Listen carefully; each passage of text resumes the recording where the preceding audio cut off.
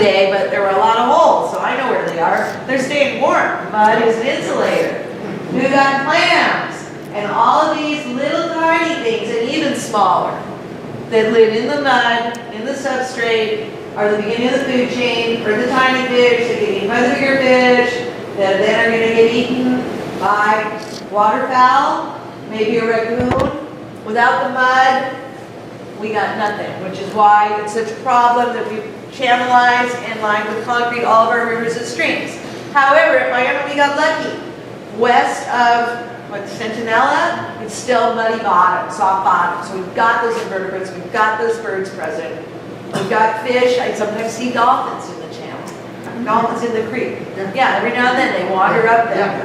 Sea lions, harbor seals, they're all there because of the mud. And nobody wants to think about the humble mud, but without mud, we've got nothing. So food chain, really important. People, we'll talk about that in a little bit. Okay, BALLONA. This is obviously an old photo, pre-Playa Vista.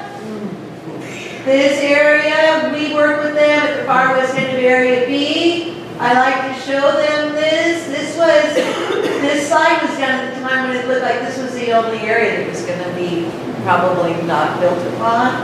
But what I really like to do is say, this is what we have now, but look how big it used to be, and I do this.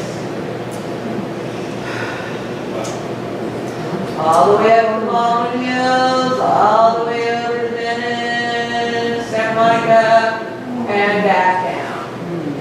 And then I do it again, because they're so blown away. They're like, yeah. So there we go, up, and around, and back. And what happened? It's obvious. People happened. We happened. Marina Del Rey, roads, houses. And of course they're 9 years old, so they say, well, why can't we just put it back the way it was? And to them I say, well, I happen to live right here, and I really like where I live. We all like where we live. So we're here now, and there's not much to be done as far as saving the larger habitat. We can make a difference in our own yards. I know a lot of you have got native plants. You're making like mini habitats. If every other yard had native plants, you would have animals hopscotching all through the neighborhood. It wouldn't even have to be every third yard. It's every little bit helps. And excuse me, Cindy. Yes. Cindy. How come there's so much water in the wetland? How come there's so much like water? Where the market, behind the market there, it looks wet. Oh, Gordon's Market? Yeah. Oh, I always tell them that because that's where they pull up. They pull up on a bus. Yeah. And on rainy days, you know, well, we haven't had any lately, but there's just a huge, and I always tell them that you are on the wetlands. Someone tried to make this a parking lot, but nature's pretty sturdy and stubborn, and she's still trying to be a wetland right there, and we get wet there, and so that's why it's all part. I mean, it looks like there's a whole lot more water, you know, in the wetland than we have seen in many years. Yeah, I'm not sure when this photo was taken. It could have been a wet year, although it looks fairly dry in here. Yeah, and it does it's look dry like over there, but it was Hughes was still there, and there was no Uglyville, I call it, Playa Vista, you know. Yeah. And the water was still going to the wetland, all of it. Right. Right. Yeah. There's still, you know, underneath the West Chester Bluffs, I walk the one West Bluff Trail every morning, and yeah, there's obviously a stream. There's willows and a lot of riparian habitat. You know, once again, give it half a chance. Nature she wants to be there, you know, despite what we try. Okay, so here we go, BALLONA Creek, running into Santa Monica Bay and Tidal Channel. These are tide gates. There's a platform here now that was built by a Boy Scout, Eagle Scout project. So I always like to kind of put in a little plug for community service. I'm never too young to start that. But this does receive tidal flow twice a day, high tide, low tide, high tide, low tide. So the water that enters leaves cleaner. Wetlands cleanse the water, right? There are bacteria in wetlands that will break down pollutants. And bacteria has also gotten a bad rap. We love our antibacterial soaps and all that. So I asked the kids, do you know there's good bacteria and bad bacteria? Sometimes they know that. Then I asked if they've eaten yogurt or cheese in the last few days. And most of them have, and then I tell them they have eaten bacteria in the past few days. And then we talk about beneficial bacteria. It keeps the system going, in you and in there. What's in the water? We've already talked about that. The mud, the invertebrates, the fish, the algae. Really important. Habitat and food source. Also, phytoplankton performs photosynthesis. And reach back to 5th grade, people. Photosynthesis, the sun, water, carbon dioxide given off in the natural system by decaying animals and plants. Chloroplasts, like a little factory, chug, chug, chug, chug, chug, making food for the plant. Plants do not have to hunt for their own food. The byproduct is oxygen. 70% of our planet is covered in water. I think we should call it planet water, not planet Earth. I'm a big lover of the ocean. But man is egocentric, so we call it Earth, right? About 65% of the oxygen that we breathe on this planet, water, comes from algae, from phytoplankton. So really something to think about. And it's not nasty, it's not slimy, it's not yucky. And you have all, even if you've never put a piece of sushi in your mouth, you've all probably eaten algae, because they use a derivative of algae called algin to stabilize ice cream. We all like ice cream, right? No. All big no? I'm a fan. It's part of my daily diet. But anyway, the kids have all eaten ice cream. So if I talk algae and tell them they've eaten algae, they go, eh! And then I say ice cream. Oh. And I get some sushi eaters. All right. We talked a little bit about the original inhabitants. Iona Creek, as it was, meandering. And this painting was done by one of the original founders of the Friends of Iona Wetlands, Mary Thompson, who is passed now. She was a fabulous artist. She was quite wonderful. It was a real shame to lose her, and it changed a lot of the course of the Friends' approach to the wetlands as well. And so I know that Mary died, I think, like 15 years ago. Does anybody know? A long time ago. So this is long before Travis Longmore and Shauna Dart did their extensive study of the historical ecology of the wetlands. And what does Mary show here? Is the creek running straight into the ocean? No. We didn't see a sandbar.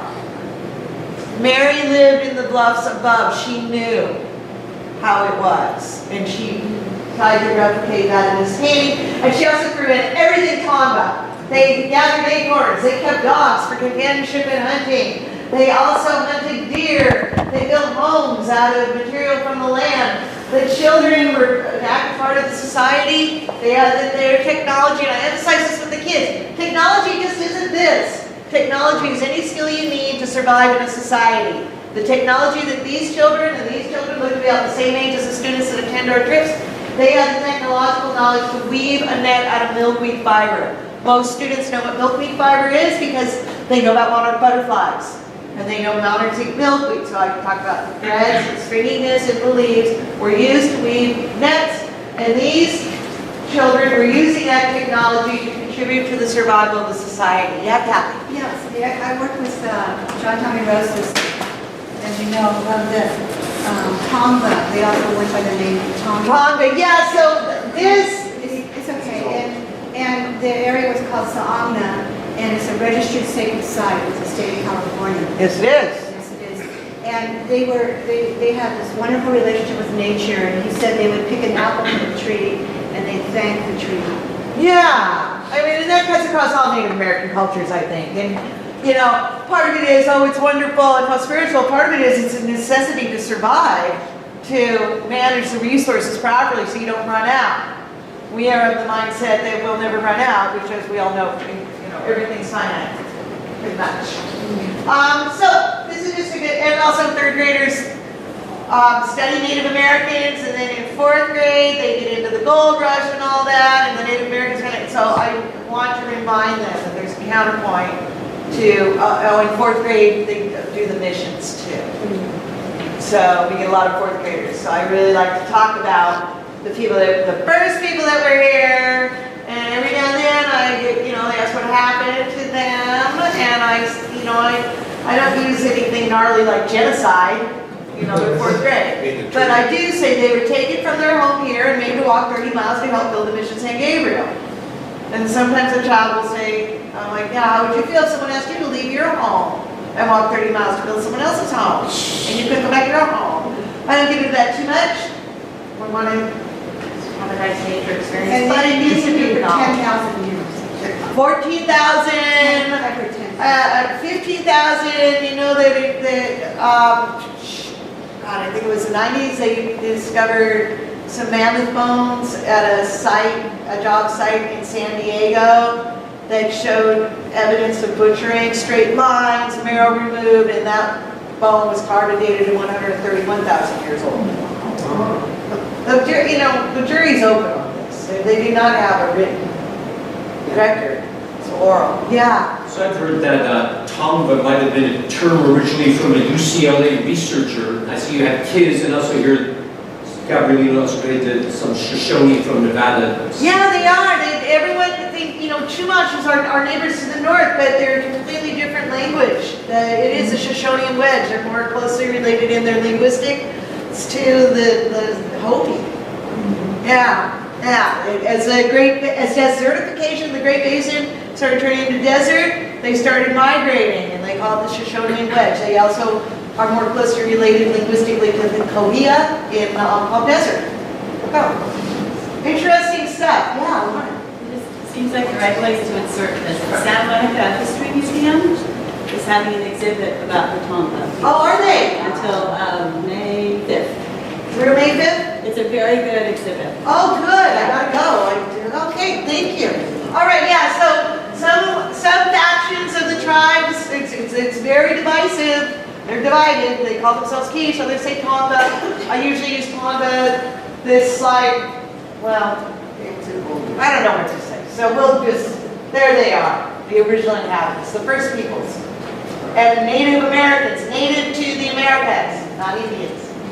All right, so I love this photo because look at him. He's so excited. Because he's like, ah! I've been coming to BALLONA since 1999, and I'm still that excited every time because it's always different. There's always good stuff to see. And it's just nice being down there. We're the only ecological reserve in the entire state that's not open to the public. Talk a little bit more about that later. Okay, instructors for teachers. You guys aren't teachers, so let's see. They meet at the amphitheater. They all get assigned a cheerleader. They're divided into small groups. One docent for 15 kids, sometimes less.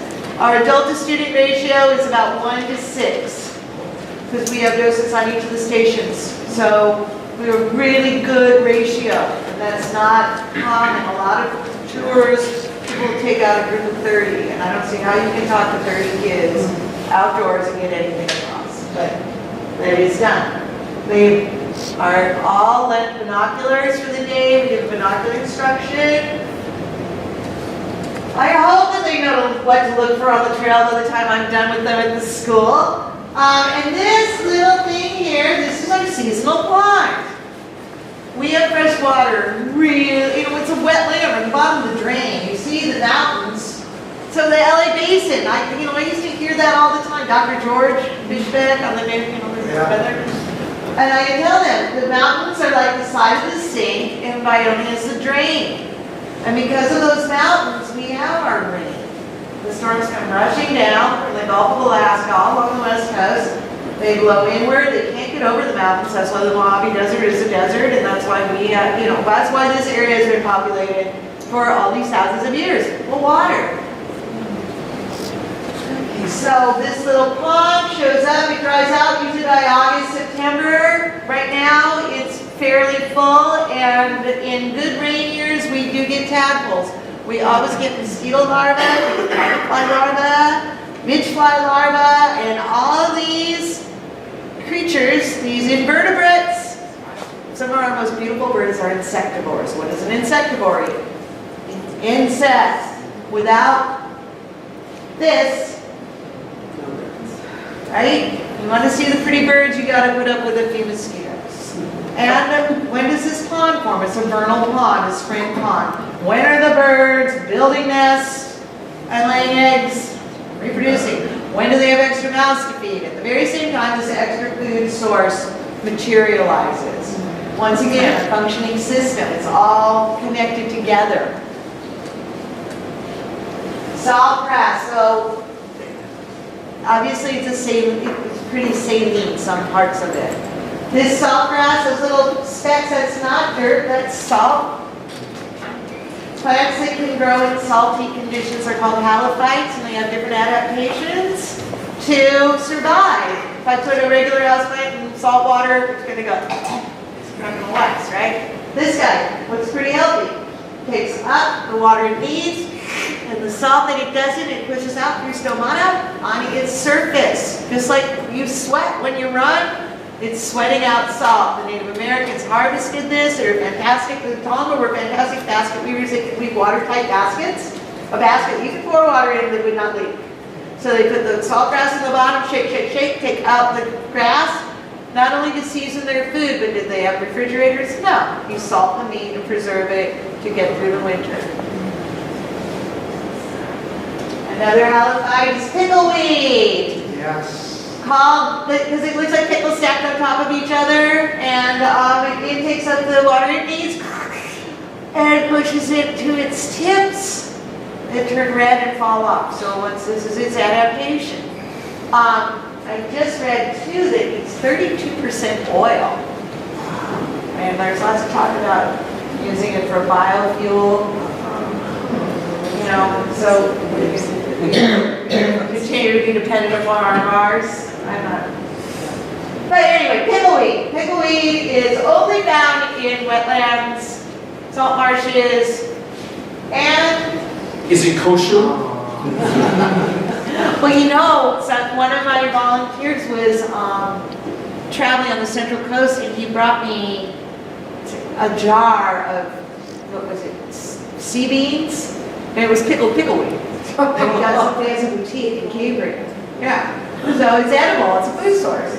And it's also the belly savannah sparrow, only nests in pickleweed. Pickleweed is only found in wetlands. Do we ever have any of these birds left? No. What's the number one reason any species disappears? Habitat. Loss of habitat. And everybody, pollution, hunters. No. Loss of habitat, pure and simple. Take away their homes, what they need, they're done.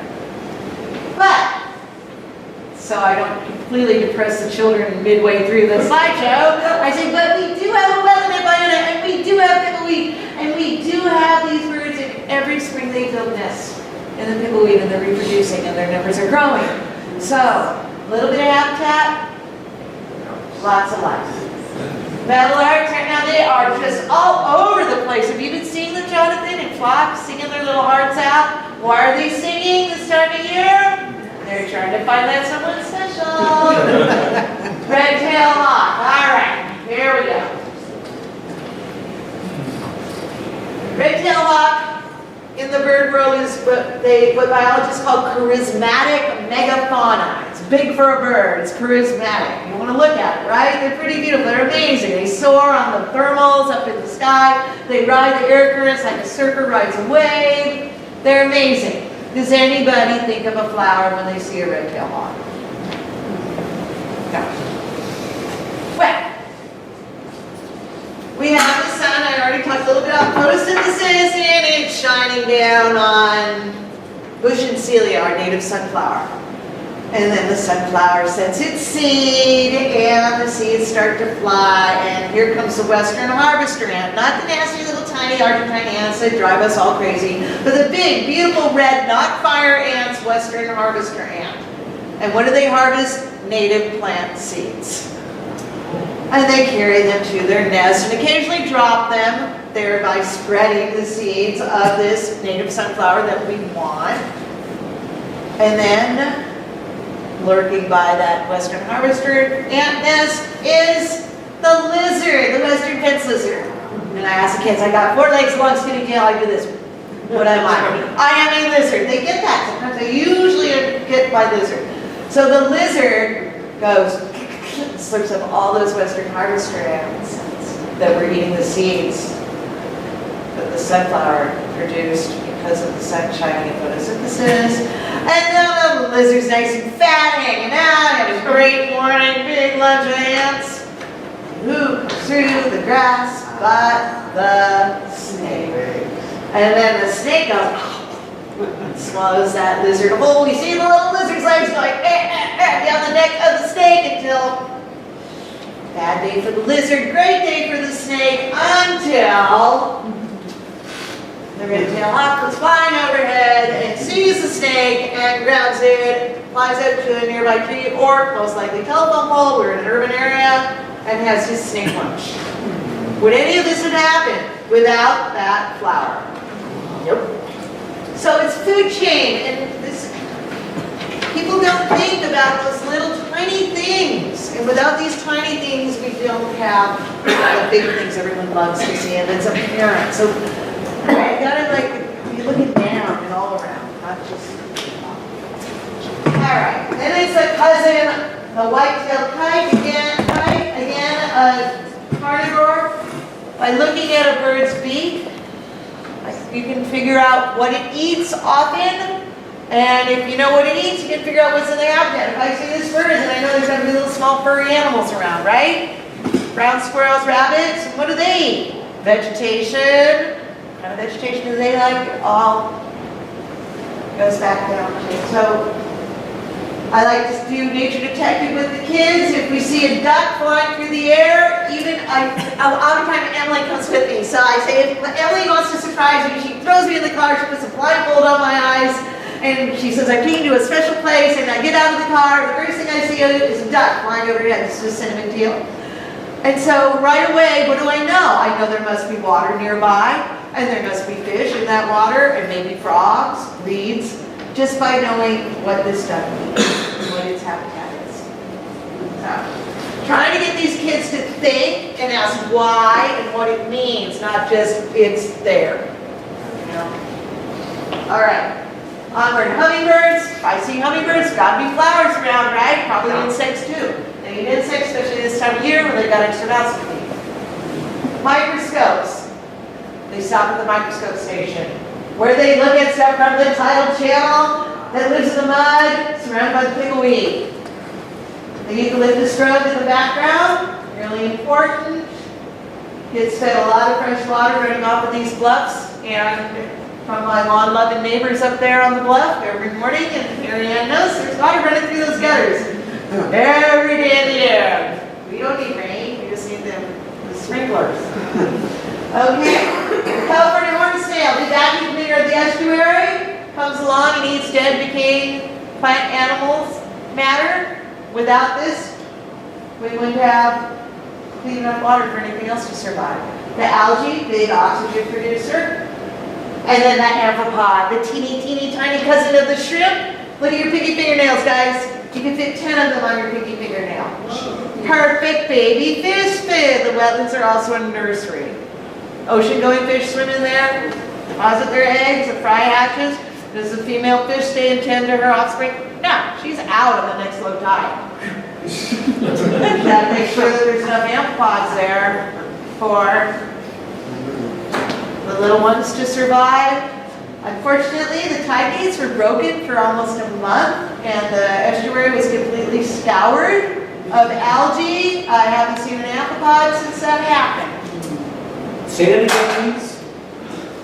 The tide gates were broken for about 3 weeks. I notified Fish and Wildlife. They dragged their feet. There was terrible flooding and of everything. They wanted to bring the bay in, invite the bay in a little early before the project. I'm dubious of a sense that there was much of a sense of urgency to deal with this. And right now they have, I finally saw fish in the channel today. But I haven't seen any fish in there, and I'm not seeing any birds feeding in there right now either, because the algae was all sucked out, the broken tide gates, the amphipods live in the algae, again.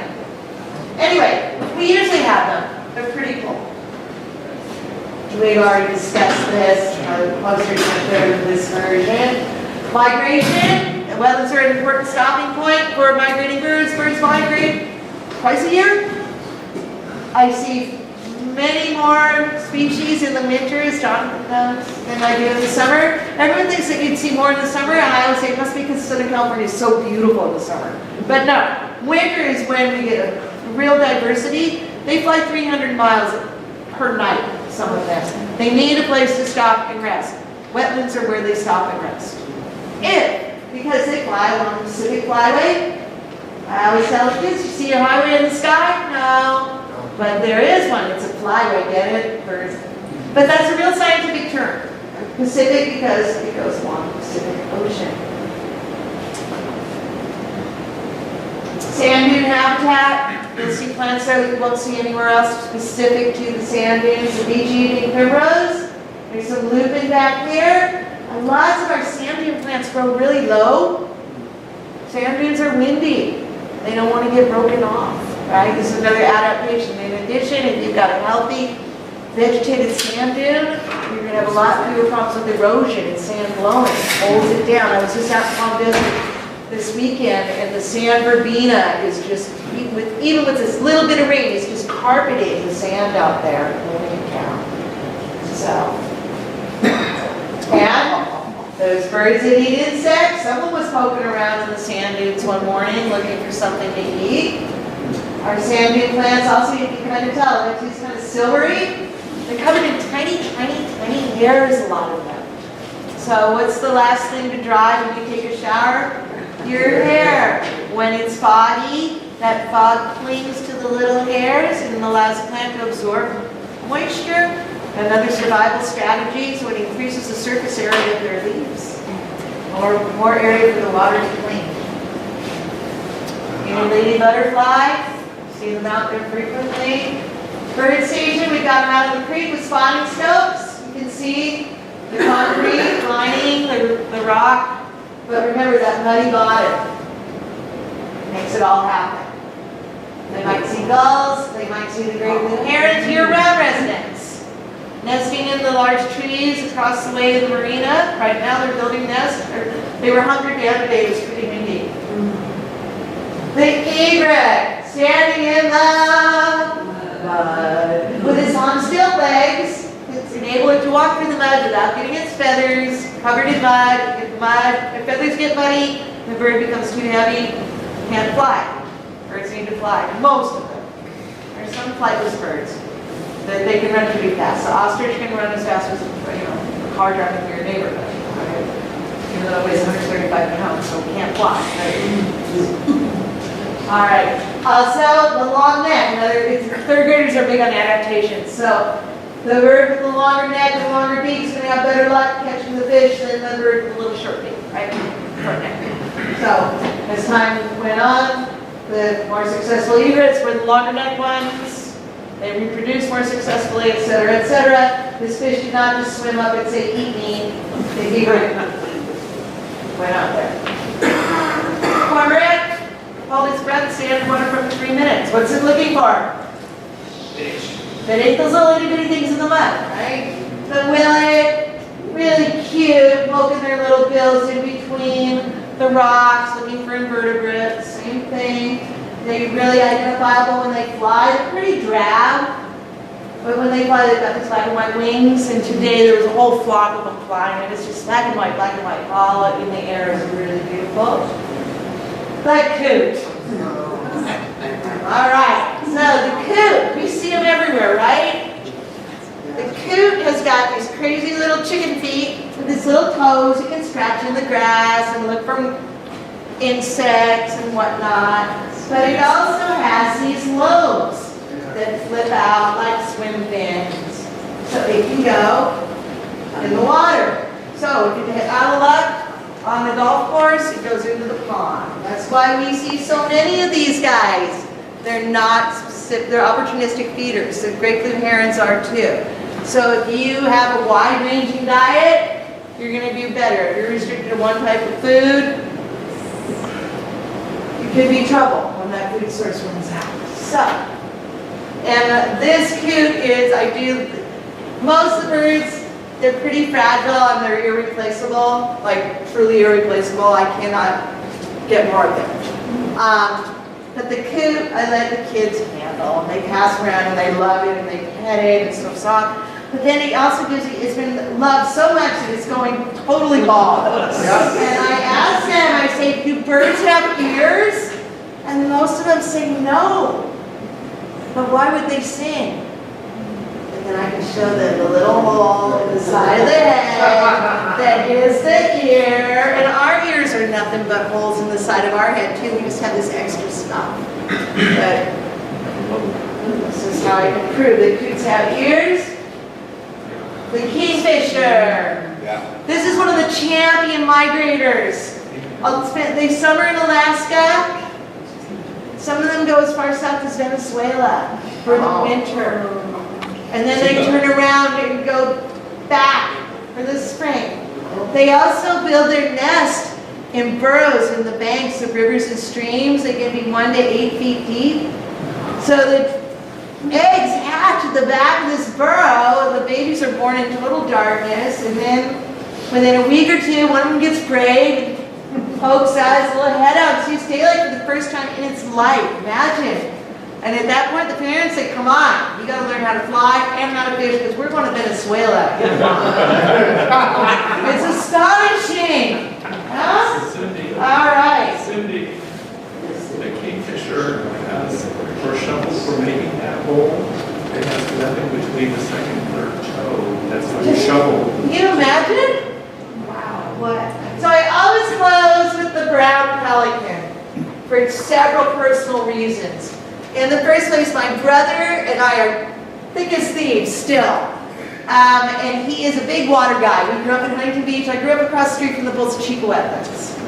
So he knows I go around to the schools, and my brother still surfs, and free dives for abalone, and kayak fishes for halibut out in Great White Shark Territory, and he's like nuts. 55 years old, just at it. So he found this on the beach for me to show to the kids. So it's really unique because it still has a pouch attached. You can still see the pleats that it uses to expand and contract, just like an accordion.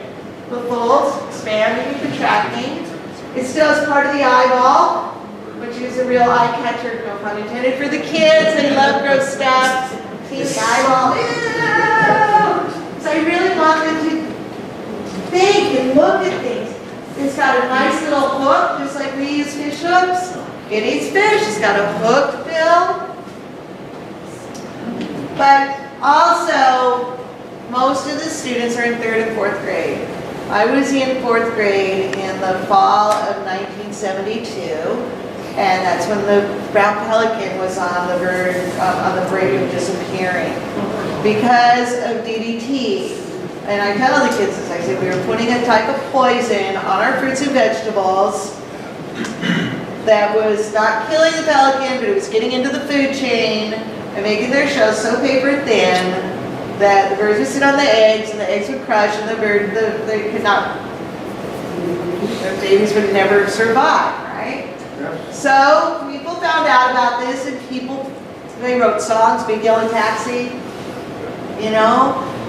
People started making some noise. Regular people like us, not the governor, not the mayor. Regular people in my 4th grade class wrote to our local congressman asking them to ban DDT. And for 40 years, from 72 to 2012, this bird was on the endangered species list, and in 2012 it was taken off. Yeah. Richard Parsons. Exactly. She was the first to sound the alarm, but that was way back in 62. You know? Or was it 64? I can't remember. Anyway, point being, I'm not saying that my class was responsible for DDT being banned, of course, but we were one of many, many, many voices. And you can make a difference. And I tell them about BALLONA, that where they're standing, when they're on their field trip, I say they wanted to build a golf course and a shopping center, condominiums and houses, and it was regular people. And it took them 30 years. And if you guys started fighting for something now and it took 30 years, you all would be 40 years old. I tell the kids that, they go, and then I ask them, was it worth it? And they always say yes.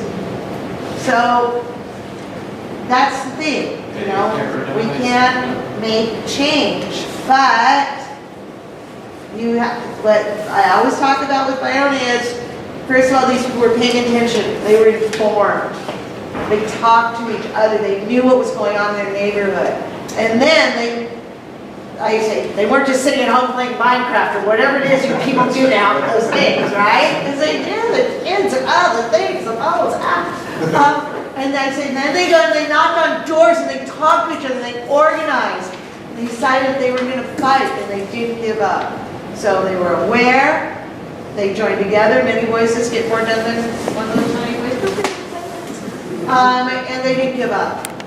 So even when it looks bleak, we persist, good things can happen. And that's why those kids are there, that's why we get to go there and visit, and about visiting. So, open wetlands. That was something that I started, we're about to have our 3rd anniversary this month in March. I cannot tell you how many times I tell people what I do, where I work. I'm at BioWoods, they're like, where's that? And these people drive down Culver a lot. I'm like, it's right up Culver. Well, that doesn't look like a wetland. Or, I've got the gate open because it's usually locked. We're the only ecological reserve in the entire state that's not open to the public. And I'll have the gate open for the kids and people will wander in. And sometimes they've got a toddler with them. We were instructed many years ago to tell people that they were not allowed to be out there, they need to leave now, and you know, and it kills me because it's this beautiful place, who wouldn't want to be out there? So, you know, sometimes I'm not very firm, I let them know that they're technically not supposed to be there, and sort of wander away, but I got tired of doing that too. So I decided that I wanted to do something. There's another group, as we all know, that does do tours there, but they're fairly regimented. They involve, you know, sitting and listening and then doing a specific thing and being supervised the whole time. I think that people should be able to come and wander and think for themselves. So the way open wetlands work is from 9 to noon, it's 3 hours. You can come for 10 minutes, you can stay for 3 hours. You can choose to walk with one of our trained docents or not. You can walk partway with a docent and then break off and walk in with your own thoughts and see what you want to see. I have binoculars for people to borrow. We have a microscope station set up for them to look at the wonderful little tiny things. We have spotting scopes on the creek. And also the students, at the end of their tour, I always give a flyer to their teachers. And they're encouraged because now they know BALLONA. They just took a tour. They learned all about it. They can bring their families and be a tour guide for their families. Because, you know, little kids sometimes, I don't know if you guys remember, but I remember feeling like sometimes like they weren't listening to me and I had good ideas. And so this gives these kids an opportunity to show what they know and what they learn and show it off to their family. And we get students that come that were on the tours and come back with their families. So now instead of telling people, you can't be here, go away, I get to say, well, technically, this isn't open to the public right now, but if you want to come on the, you know, it's every first Saturday of the month. I don't think we've not canceled one, right? No, we really, well, we don't have very much rain. No, I don't think we've ever been rained out. We've got a little drizzle, but it's a guarantee. So, does anybody have any questions? Yes, Yeah. Jackie, would you have time? Thank you very much for the work you're doing. Before I ask my question, I just want to make a general statement about the food chain. Yes. So animals, maybe most animals are vegan, but animals, of course, eat other animals. Yeah. But they don't put them in cages, and they don't cut off their beaks, and they don't destroy the balance of nature. Okay. And much more to be said in that vein. Now, my question is, as a member of the Audubon Society, as an educator, have you looked into the loss of bird species caused by grazing and the planting of genetically modified grains in rainforests, which are being destroyed at an incredible rate? for animal feed, planting of the strand. Yeah, the monoculture, sure.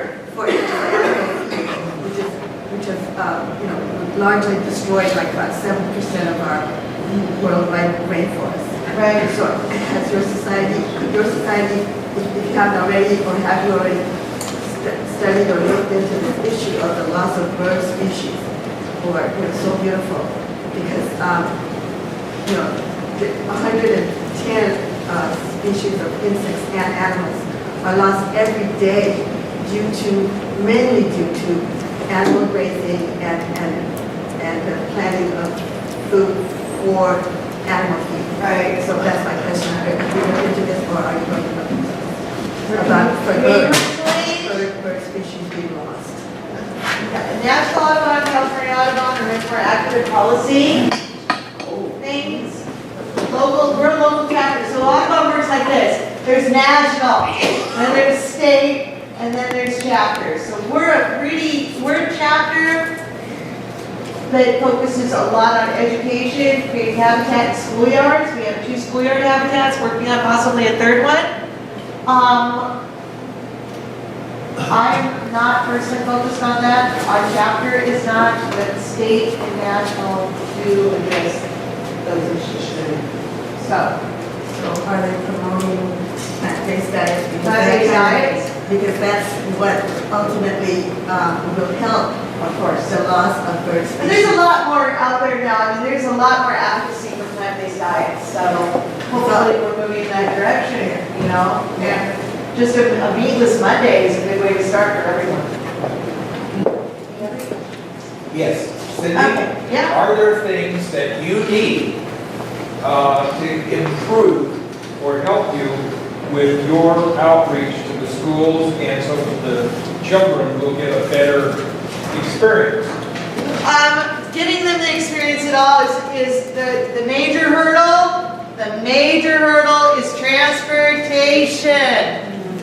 The state is very, we're in an area where we can quantify everything. It's data, right? How do you quantify what kids are learning? The state thinks that that's done by testing.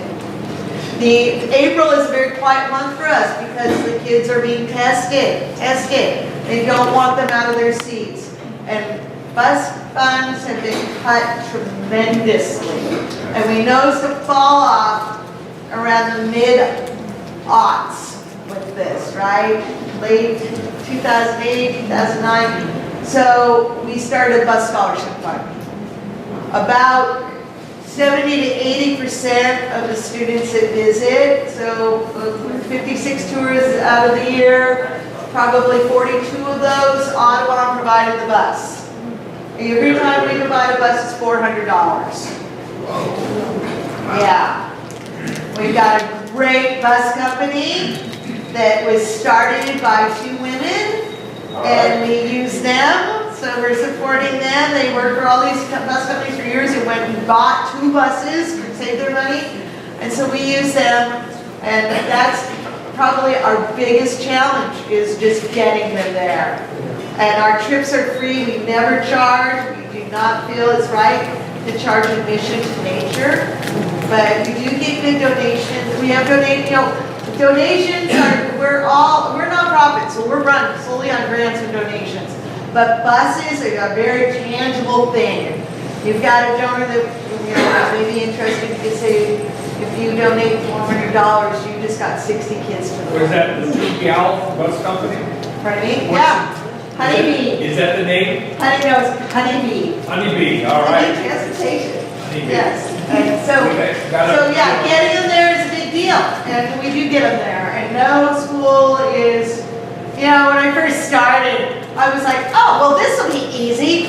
I'll just give buses to the Title I schools. Now, a Title I school is a school where at least 50% of the students are eligible for reduced lunches or free lunches. Well, every single school we do is LAUSD, is Title I.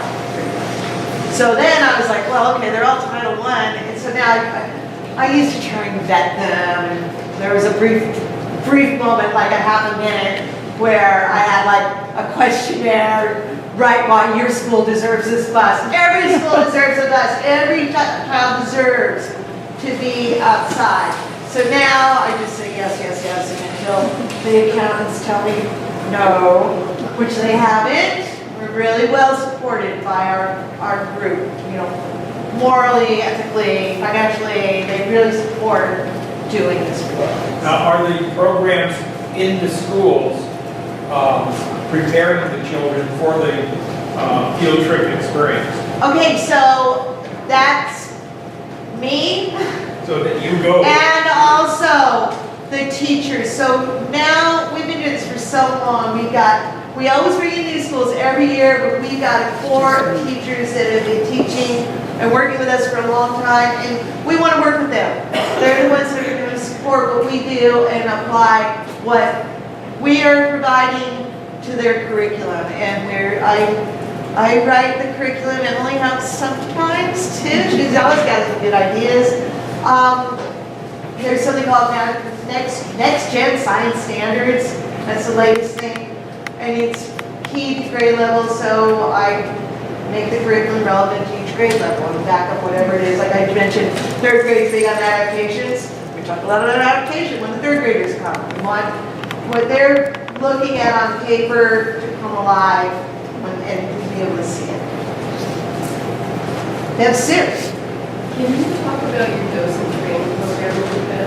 Oh, yeah, so the docents, they're so fabulous. I love our docents. They're super smart, a lot of retired educators. And every year in the fall, we have docent training. We do a little recruiting, not much. I mean, we've got a lot of word of mouth now.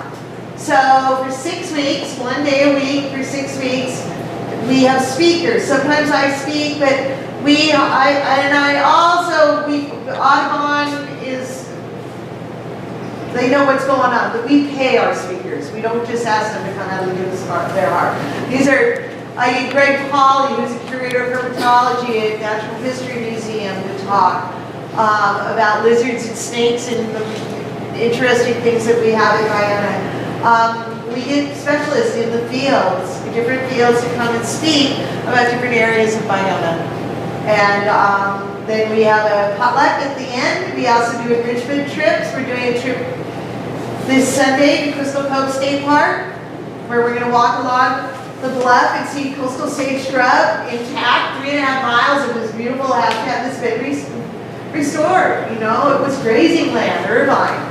Then we take them down the hill. There's a little wetland. We walk along the beach. We go up El Morro Canyon. We see riparian habitat, some upland species. And then I always take a day when there's a minus tide. There's a minus tide on Sunday, so we'll hit the tide pools up way back. You know, and that's just to get everyone together and working together and to keep learning. You know, and last year we had all this rain, right? I mean, it was crazy. All kinds of lichen and moss and fungus started showing up that I haven't seen in years. So I got this guy. His name's Neil Ullman. If you ever run across him speaking about bryophytes, which are these amazing creatures that pop up in the rainy days. And I had him come in February and speak to the class. And we just did an extra training, and we did a whole new station called Magnification Station, where I just bought a bunch of magnifying glasses and set the kids loose, looking for this moss underneath the magnifying glasses. Amazing. And then they would draw it. We got colored pencils. So they had something to record on science, you know, observing and recording. And asking why. Why is that moss there? Well, it rained a bunch this year.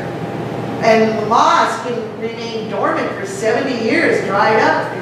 You know, desiccated, you add water, it starts photosynthesizing within half an hour. Yeah, and I learned that from Neil Ullman. So I'm always going to see speakers and lecturers because, you know, you can always learn something else. So, yeah, lots out there. All right. Cindy, you're one of the people that makes Audubon really a great organization. Oh, I'm so lucky to.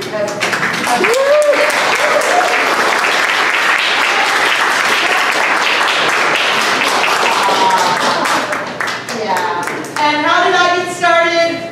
There was years ago when the LA Times was a little beefier. They used to have a volunteer opportunities column every Friday in the paper. And there was this little tiny ad that said, looking for volunteer naturalists must have a love of the outdoors and a willingness to work with children. Not a love of children, a willingness. I just love that, you know? I was like, I'm willing to work with kids and I love the outdoors. And I went, and that was in 1999, and I'm still there. Wow. Yeah. When you were in fourth grade, I was Kathy. Okay, thank you everyone for your attention.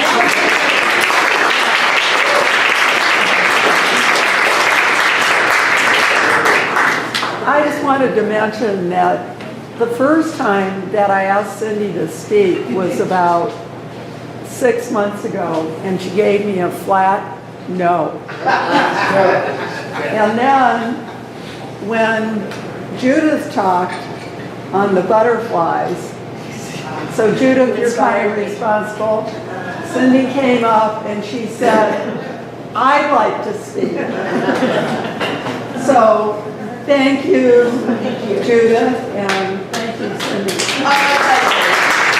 Guys, everyone here is doing good stuff to encourage, you know, because people can't love or say what they don't know.